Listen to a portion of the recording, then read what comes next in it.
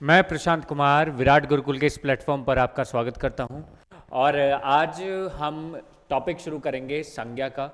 और जैसा कि संज्ञा का टॉपिक है तो इसके बारे में बच्चों ने पढ़ा ही होता है, बहुत इजी टॉपिक है। लेकिन उस इजी टॉपिक को हम बहुत ही गहनता से आज समझेंगे। तो शुरू करते हैं। लेकिन शुरू करने से पहले मैं आपको फिर से याद दिला दूं कि पिछली दो टॉपिक्स भी हम कर चुके हैं जिनकी प्रैक्टिस भी हो चुकी है, तो उनका वीडियो भी अगर आप देखना चाहें तो आप देख सकते हैं, जिनमें भाषा और वर्णमाला को हमने पढ़ा है। आज हम बात करेंगे संज्ञा की। और संज्ञा में सबसे पहले ये जानना जरूरी है कि संज्ञा का अर्थ क्या है। संज्ञा, जिसको हम नाउन भी इंग्लिश में बोलते हैं, जिसको हम नाउन भी इंग्लिश में बोलते हैं, वही क्या है, हमारा संज्ञा है। बेसिकली नाउन या संज्ञा का अर्थ है नाम। इसका क्या अर्थ होता है? नाम। संज्ञा को हम क्या बोलते हैं? नाम बोलते हैं। मतलब मेरे हाथ में ये आप देख रहे होंगे, ये पेन जैसी एक चीज है जिसको हम कहते हैं डिजिटल मार्कर और डिजिटल पेन, नाम है इसका। मेरे सामने ये चाबी रखी है तो इनको हम बोलते हैं चाबी। इसको हम चम्मच नहीं बोलेंगे, स्पून नहीं बोलेंगे। मेरे पास एक घड़ी का सेल भी रखा है, एवरीडी इसका नाम है, तो ये भी एक नाम है। इसके अलावा मेरे हाथ में एक फोन है, एक मोबाइल है, ये भी नाम ही है। मेरे हाथ में टैबलेट है तो टैबलेट का भी नाम है कि ये रेडमी का है, सैमसंग का है। मतलब हर चीज, मतलब मेरे सामने मेरे बराबर में कोई खड़ा है, सपोज कोई संजय नाम का कोई व्यक्ति है तो उसका नाम भी संजय है। मैं आपके सामने खड़ा हूं, मेरा नाम है प्रशांत और मैं हिंदी पढ़ा रहा हूं आपको, तो मेरा नाम भी प्रशांत है।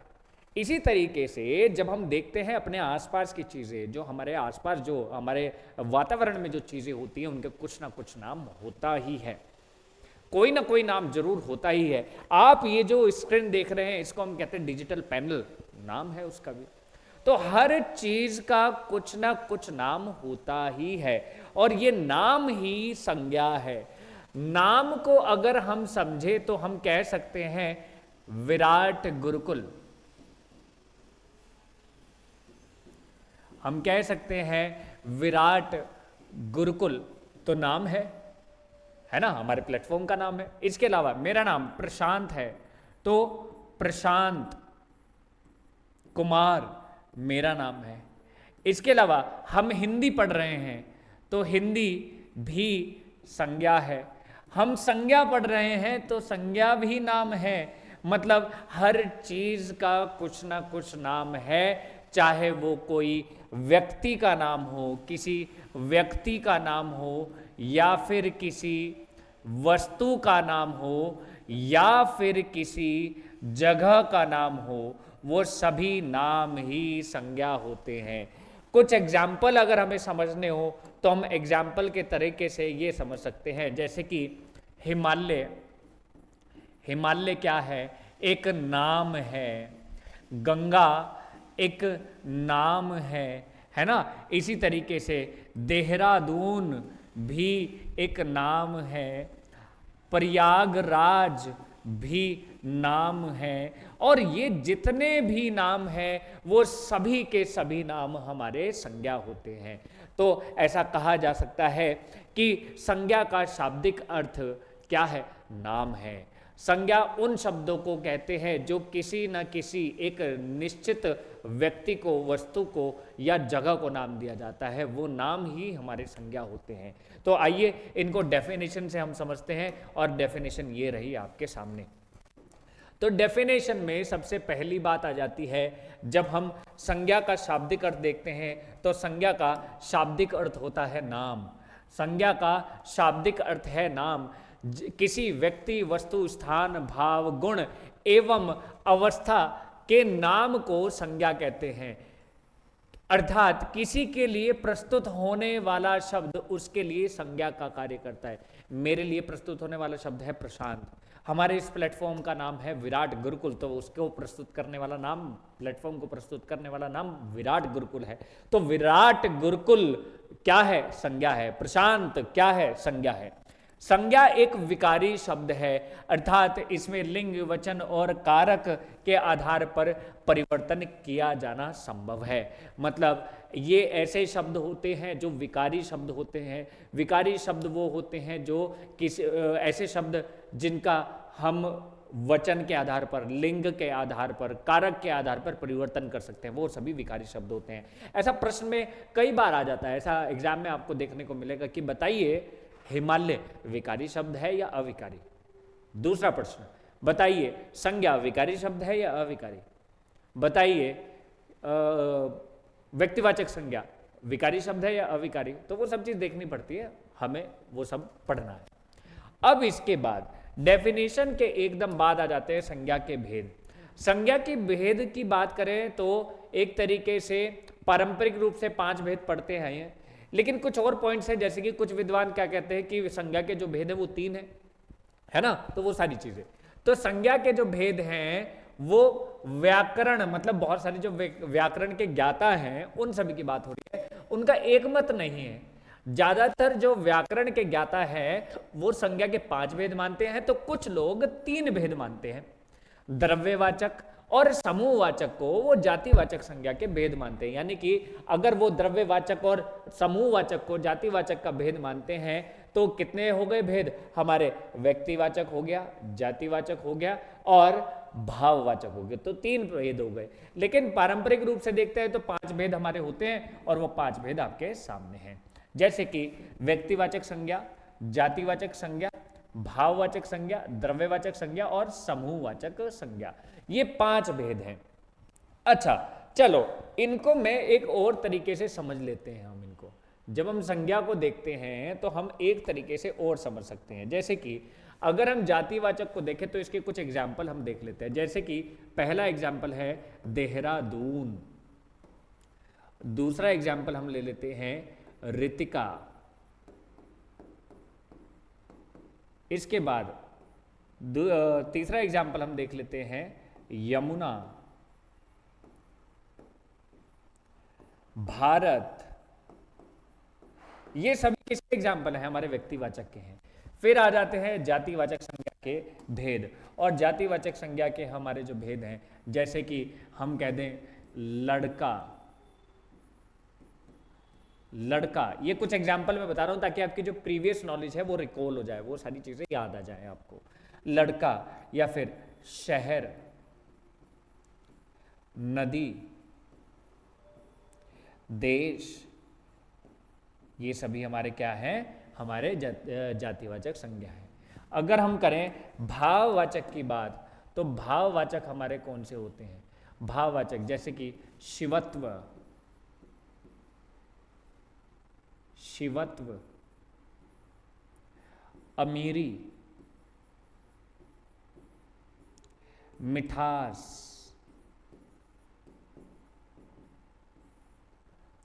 मिठास, ईमानदारी,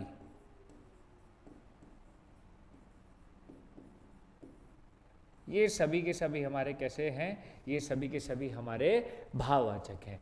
द्रव्यवाचक की अगर बात करें तो द्रव्यवाचक में कुछ ऐसे शब्द हमें देखने को मिलते हैं, जैसे कि पहला द्रव्यवाचक में सोना, इसके बाद सोना, इसके बाद द्रव्यवाचक में चीनी, शरबत, शक्कर, शहद, है ना। ये सभी के सभी हमारे कैसे किस में आ जाते हैं, द्रव्यवाचक में आ जाते हैं। इसके बाद अगला जो हमारा भेद आता है जैसे कि समूहवाचक, और समूहवाचक की बात करें तो जैसे कि कक्षा,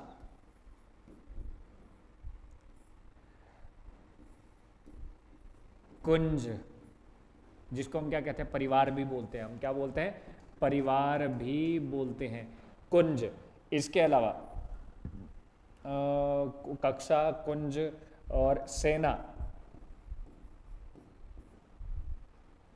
सेना, और क्या हो सकता है समूहवाचक का एग्जाम्पल, जैसे कि गुच्छा, जैसे हम कह देते हैं कई बार गुच्छे को अगर हम देखते हैं तो जैसे कि अंगूरों का गुच्छा, चाबियों का गुच्छा। तो ये कुछ एग्जाम्पल्स हैं जिनके द्वारा हम समझ सकते हैं, प्रीवियस नॉलेज अपनी रिकॉल कर सकते हैं, अपनी जो पुरानी जो हमने संज्ञा के बारे में जो चीज़ें पढ़ी हैं उनके बारे में हम जान सकते हैं। अगला आ जाता है, इनको 1 बाय 1 हम पढ़ेंगे। सबसे पहला आता है व्यक्तिवाचक। तो व्यक्तिवाचक क्या है, व्यक्तिवाचक को जब हम देखते हैं तो व्यक्तिवाचक संज्ञा होती है हमारी ऐसे संज्ञा शब्द जो किसी एक व्यक्ति, वस्तु या स्थान का बोध कराते हैं, वो व्यक्तिवाचक होते हैं। जो शब्द किसी एक, ध्यान रखना, एक व्यक्ति, वस्तु या स्थान, व्यक्ति, वस्तु या स्थान का बोध कराते हैं, वो हमारे व्यक्तिवाचक होता है। जैसे कि ममता, कृष्ण, राम, मोहन, ये सभी व्यक्ति हैं। फिर भारत देश है, उत्तर दिशा है, भारतीय राष्ट्रीय जाति है, गंगा नदी है, काला सागर समुद्र है, कामायनी, रामायण, रामचरितमानस, त्रिपिटक, देवनागरी, होली, दीपावली, दिल्ली, लखनऊ, आकांश, है ना। तो ये सब कैसे, आकाश, ये सब के सब हमारे कैसे हैं, ये सभी के सभी हमारे व्यक्तिवाचक संज्ञा के एग्जाम्पल हैं। उपर्युक्त सभी एक का ही बोध कराते हैं, इसलिए इन्हें व्यक्तिवाचक कहते हैं। जरा ध्यान दें, जब एक ही व्यक्ति का बोध हो जहां पर, वो हमारा व्यक्तिवाचक होता है, और जहां से एक से ज्यादा व्यक्ति का बोध होता है वो हमारे जातिवाचक होते हैं। ठीक है, मतलब एक से ज्यादा हो तो समूहवाचक होते हैं। तो कोई व्यक्ति वस्तु तभी तक व्यक्तिवाचक है जब तक एक व्यक्ति या एक वस्तु का बोध कराता है। यदि इनका प्रयोग एक से अधिक के लिए किया जाए तो ये शब्द समूहवाचक संज्ञा का बोध कराते हैं। ध्यान रखना, अगर एक का बोध कराए तो व्यक्तिवाचक, एक से ज्यादा का कराए तो ये हो जाता है समूहवाचक। ये बहुत अच्छे से आपको पता होना चाहिए। अगला, अब कुछ मैं इसकी पहचान बता रहा हूं कि हम इनकी पहचान कैसे कर सकते हैं। तो ये पहचान है, आप पहचान कैसे कर सकते हैं किसी भी व्यक्तिवाचक की, मतलब दिशाओं के नाम, देशों के नाम, समुद्रों के नाम, और समाचार पत्र और पुस्तकों के नाम, इसी तरीके से पर्वतों के नाम, फिर इसके बाद दिनों के नाम, महीनों के नाम, ऐतिहासिक युद्धों और राष्ट्रीय घटनाओं के नाम। इसके बाद ये सभी के सभी हमारे क्या होते हैं, व्यक्तिवाचक संज्ञा के अंतर्गत आते हैं।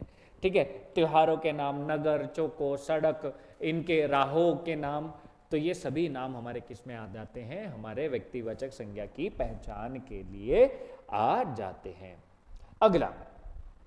अगला है जातिवाचक। और जातिवाचक, जैसा कि आपको पता ही है, ये एक, अगर मैं इंग्लिश में बात करूं तो ये एक तरीके से किसी क्लास को रिप्रेजेंट करते हैं। मतलब एक जाति के बारे में ये बताते हैं, और जो जाति को बताए संज्ञा वो हमारी जातिवाचक होती है। जिस संज्ञा शब्दों से एक ही प्रकार की वस्तुओं या व्यक्तियों का बोध होता है उन्हें जातिवाचक संज्ञा कहते हैं। जिनसे एक ही व्यक्ति, एक ही प्रकार की वस्तुओं का पता चलता है, एक ही प्रकार के व्यक्तियों का पता चलता है, उन्हें जातिवाचक कहते हैं। जैसे कि लड़का, लड़की, वकील, नदी, मनुष्य, कुत्ता, गाय, गांव, बकरी, हाथी, नगर, पर्वत, सुंदर, पहाड़, है ना। सुंदर यहां पर नहीं आएगा, ठीक है जी। इसके अलावा पहाड़, घर, पशु, पक्षी, मंत्री, प्रोफेसर, राज्यपाल, प्रधानमंत्री, राष्ट्रपति, ठग, जुलाहा और तूफान, ये सभी के सभी हमारे कैसे हैं, हमारे जातिवाचक संज्ञा के उदाहरण हैं। इसके अलावा कुछ और जो जिनसे हम पहचान कर सकते हैं वो आपके सामने ये रहे। अगर हम पहचान की बात करें तो आपके सामने ये रहे, ये है पहचान। कि कैसे हम इनकी पहचान कर सकते हैं वो इसके द्वारा हमें पता लग सकता है। जैसे प्रशासनिक या राजनीतिक पदों के नाम हो, जैसे कि प्रधानमंत्री, शिक्षा मंत्री, है ना, ये शिक्षा मंत्री वगैरह भी सभी इसमें। जैसे व्यवसायों के नाम, फिर जैसे कि कुम्हार होना, जुलाहा होना, पशु पक्षियों के नाम जैसे कि गायें होना, है ना, या बुलबुल, ये सभी। वस्तुओं के नाम जैसे कि पेन, है ना। प्राकृतिक आपदाओं एवं तत्वों के नाम जैसे कि भूकंप, ज्वालामुखी, बारिश, है ना, ये सब। मनुष्य जाति के लिए प्रयुक्त होने वाले नाम जातिवाचक संज्ञा के अंतर्गत आते हैं। इसके अलावा यहाँ पर रिश्तेदारों के नाम आ जाए, है ना, रिश्तेदारों के नाम से क्या मतलब है, जैसे कि मामा, है ना, चाचा, मौसा, ये सब, भाई, ये सब भी इसी में जातिवाचक में आ जाते हैं। अगला आ जाता है हमारा भाववाचक। और भाववाचक को अगर हम देखें तो भाववाचक संज्ञाएं वे संज्ञाएं हैं जो किसी व्यक्ति या वस्तु के गुण, दोष, रूप, रंग, आकार, प्रकार ये सभी को दर्शाए। जिन संज्ञा शब्दों से किसी व्यक्ति या वस्तु के गुण, दोष, रूप, दशा, धर्म, आकार, प्रकार इन सभी का पता चले, इन सभी का जो बोध कराते हैं शब्द, वही भाववाचक संज्ञा कहलाते हैं। जैसे कि बूढ़ापा, मोटापा, बचपन, मिठास, लंबाई, क्रोध, शौर्य, चौड़ाई, गर्मी, ठंड, धार्मिक, धैर्य, निजत्व, ममत्व, मधुरता, बंधुत्व, सामीप्य, शाबाशी, निकट्य, जिसको हम निकट भी बोलते हैं ना, निकट्य, चतुराई, अपनापन, अपनाव, मनुष्यता, पांडित्य, पंडिताई, मित्रता, मित्रत्व, मूर्खता, घबराहट, फिसलन, गहराई, ये सभी के सभी हमारे ऐसे शब्द हैं जो दर्शाते हैं कि ये भाववाचक हैं। अच्छा जी, अब हमारे पास आ जाते हैं कि जो हमारी भाववाचक संज्ञा है उसका निर्माण कैसे कैसे हम कर सकते हैं। जैसे कि जातिवाचक संज्ञा से भाववाचक संज्ञाएं, जैसे कि मनुष्य है तो मनुष्य से बन सकता है मनुष्यता, गुरु से बन सकता है गुरुत्व, दास से बन सकता है दासत्व, पंडित से बन सकता है पांडित्य या पंडिताई, इसके अलावा मानव से बन सकता है मानवता, पुरुष पुरुषत्व, शिव शिवत्व, राष्ट्र राष्ट्रीयता। मतलब जब हम देखते हैं यहाँ जातिवाचक संज्ञा से भाववाचक संज्ञा, तो इनमें हमने कुछ प्रत्ययों का सहारा लिया, जैसे कि ता, तव, है ना, तय, आई, इसके अलावा ता हो गया, तव हो गया, तव हो गया और ता। इस तरीके से हमने कुछ किनका यूज किया है, हमने कुछ प्रत्ययों का प्रयोग किया है। अब अगला नेक्स्ट आता है कि सर्वनाम से जब भाववाचक संज्ञाएं बना जाते हैं तो कैसे। जैसे कि अपना है तो अपनापन, अपनत्व, मम है तो ममता, ममत्व, निज है तो निजता, निजत्व, अहम, अहंकार, आप, आपा, सर्व, सर्वस्व, ये सभी के सभी हमारे सर्वनाम से बनने वाली भाववाचक क्रियाएं हैं, मतलब भाववाचक संज्ञाएं हैं। अब क्रिया से भाववाचक संज्ञा, जैसे कि सजाना से बन जाए सजावट, लिखना से बन जाए लिखावट, थकना से बन जाए थकान या थकावट, थकावट भी तो हो सकता है ना, थकावट भी तो बन सकता है भाई, बिल्कुल बन सकता है गुरुजी। अब देखिए चढ़नी से चढ़ाई, है ना, दौड़ना से दौड़, ये सभी क्रिया से भाववाचक संज्ञा बन रही है। अगला आ जाता है अव्यय। सबसे पहले तो ये प्रश्न आ जाता है, अरे सर अव्यय क्या है, अव्यय भी तो बताओ, बिना अव्यय के हम पढ़ेंगे कैसे कि भाववाचक बन कैसे रहा है। जब हम अव्यय को देखते हैं तो अव्यय वे शब्द हैं जो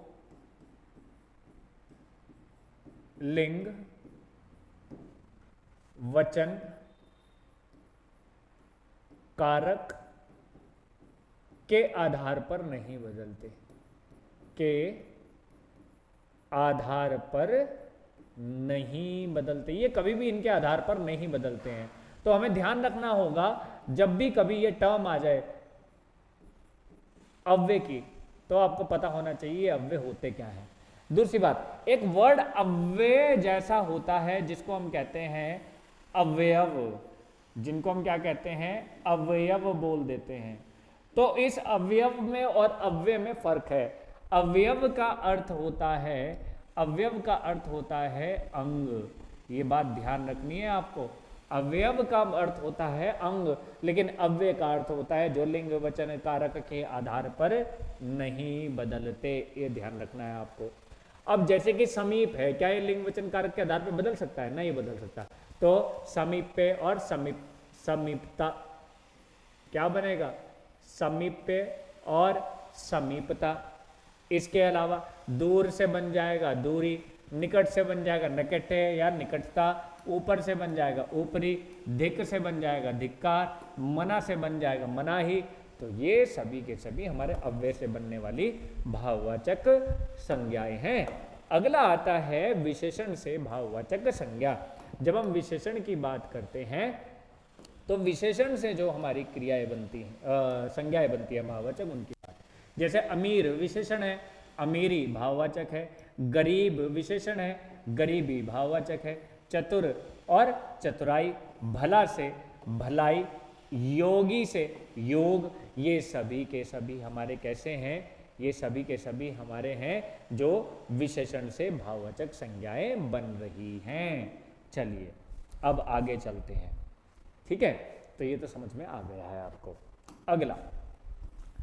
अगला आ जाता है, बहुत ही महत्वपूर्ण इसका भेद है, जिसको हम कहते हैं समूहवाचक या समुदायवाचक संज्ञा।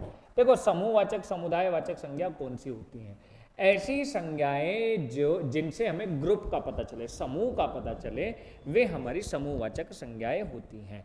जिन संज्ञा शब्दों से व्यक्ति अथवा वस्तु के समूह या समुदाय का बोध होता है, समूह या समुदाय का बोध होता है, उसे समूहवाचक या समुदायवाचक कहते हैं। मतलब जिसे समूह का पता चले। जैसे कि मैं हूं, मैं अपने परिवार में दूसरे नंबर का लड़का हूं, ठीक है?